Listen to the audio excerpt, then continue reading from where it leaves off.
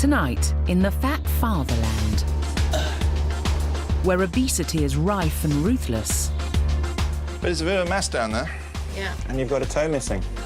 Dr. Christian pleads with the people of America's fattest city. It is not too late to make changes that will have a significant impact on your health, so try it. Back home, the last Supersize versus the last Superskinny. Brooke, you're going to get paired up with Marie. And after, Supersize visits America for a taste of her future. It's pretty shocking, isn't it?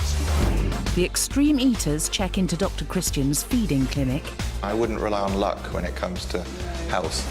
for a 2-day dose of each other's dire diet. It just doesn't seem to make sense to me to eat something that you know is not really healthy. I think if I was in your position, I'd think I would try a little harder. Plus, we see how, with sheer determination, real recovery is possible when you're battling an eating disorder. Because it's not what you're eating, it's what's eating you.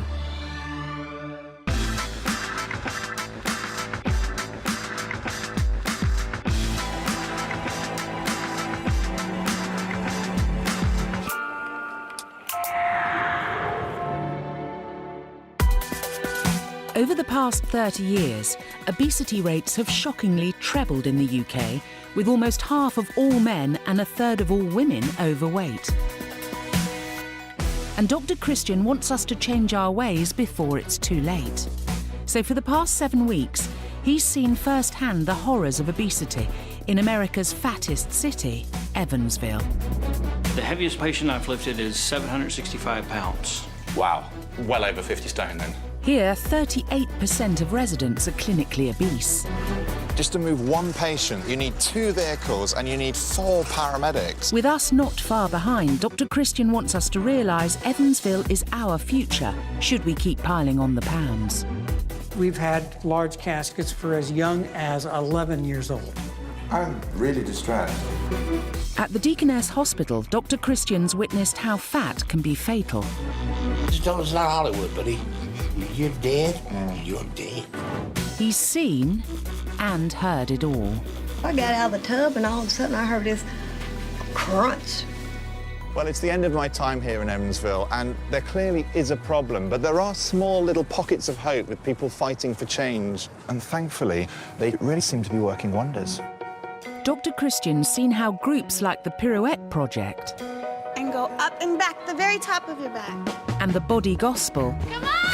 Energy! get people moving and get results. I want to be healthier, and they don't judge you for being overweight, and they're with you every step of the way. And how driving individuals My name is Faith, and I'm the nutrition counselor here in Evansville. never give up. I don't want to do any of it, sorry. Health isn't important, No, it is. I just want nothing to do with but it. not here. Dr. Christian's visit to Evansville has made the local press. And now, on his last day, he's been invited to relay his anti-fat message on the local radio, teaming up once more with nutrition counsellor Faith Dearmond. Okay, 5 seconds.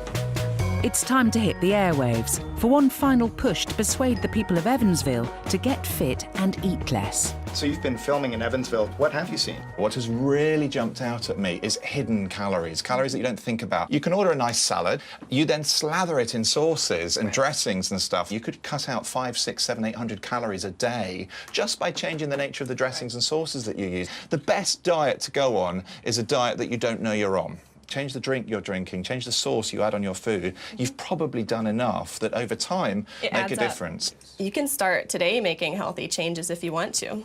So any parting words for Evansville? First of all, thank you to Evansville for being so accommodating and so understanding about this really quite sensitive issue. And also that it is not too late to make changes, and you can make very, very small changes that will have a significant impact on your health, so try it. Dr. Christian's time here is up.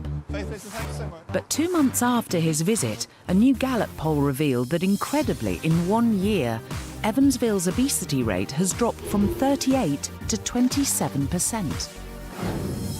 It seems the hard work of those in the community has paid off.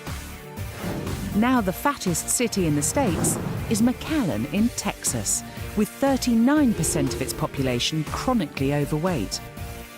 It's clear, despite the good news for Evansville, that obesity is a growing problem, not just in the US, but in the UK too.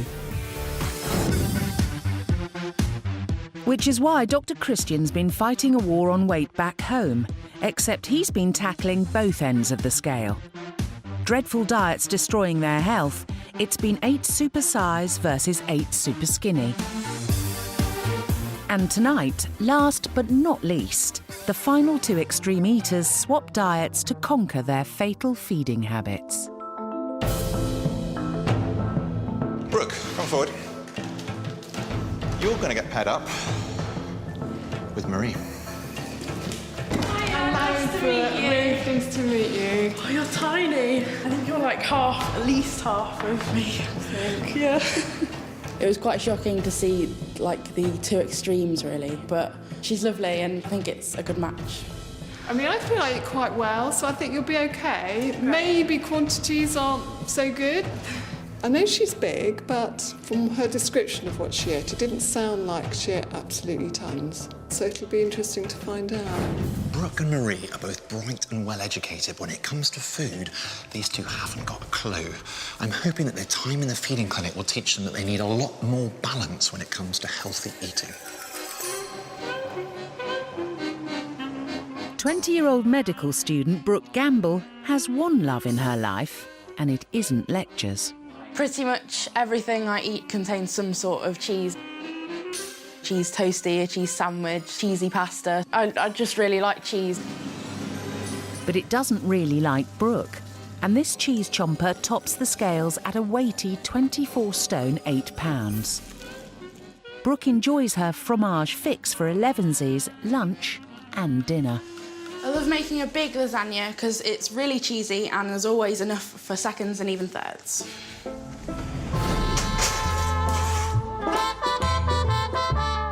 I think Brooke's the size she is because she has quite large portions. I think I'm going to have some seconds. Does anybody else want some? Oh, no, I don't think I can. Thank you. Okay. I've eaten so much. The trouble is I would always go back for seconds, and then after that I'd have pudding as well. So I eat a lot more than I probably should compared with other people. Oh, that was delicious. An apple a day keeps the doctor away, but wannabe GP Brooke's not swallowing the medical mantra. Why should a patient listen to you about diet advice when I'm this size? If she tried to tell someone else to lose weight and tried to give them advice, I don't think they'd take it too well. My arms are quite big, in general. I mean, I've got bingo wings. But everything's really big, so just needs to get smaller. I know that I eat too much and I know that I don't exercise enough, but I've never actually sat down and counted what I've eaten in a day, so I wouldn't really have a clue as to how much I'm eating. Polar opposite super skinny Marie Sheratt knows exactly how much she's eating to the nut. That's 1, 2, 3, 4, 5, 6, 7. One of my typical breakfast recipes would be porridge made with almonds, which I grind at home, and it would be 27 almonds. And I don't know how I came to 27, but there we are. Health-conscious Marie may gauge her gruel to the nearest gram, but at just 7 stone 2 pounds, she's under-measuring by a mile. I do feel that I'm underweight. I do feel that I look quite bony. Marie doesn't dislike nosh. That's lovely. Far from it. She's a super fan of superfoods. Typically, I try to eat whole foods, so brown rice, lentils, quinoa. I try to eat nuts and seeds, tofu. So I do eat very well. I think I'm very lucky, but I'm going wrong somewhere. It's not what Marie's eating, it's how much. I would always endeavour to have 3 meals a day, but there are I would have to miss breakfast or miss lunch. Not even all of dinner. Do you want to say grace? Gets digested. Sometimes when we're having our evening meal, she'll have, besides her own plate, she'll have what you might call an overflow bowl. And if it's a bit much, then things move from the plate to the overflow bowl. Can I tempt you with a little bit that I don't think I shall eat? Yes, go on, that'll be lovely, thank you. Sometimes she will try to encourage me to watch what I eat, certainly. I'm a bit of a cheeseaholic. Some cheese is good, but you don't want cheese every day. Too much cheese is not necessary. The sort of food I would feel uncomfortable about eating and reluctant to eat would be the things such as highly processed meat, white bread type things. But Marie's superfood diet leaves her feeling far from okay. Even gentle exercise takes it out of her. I find that I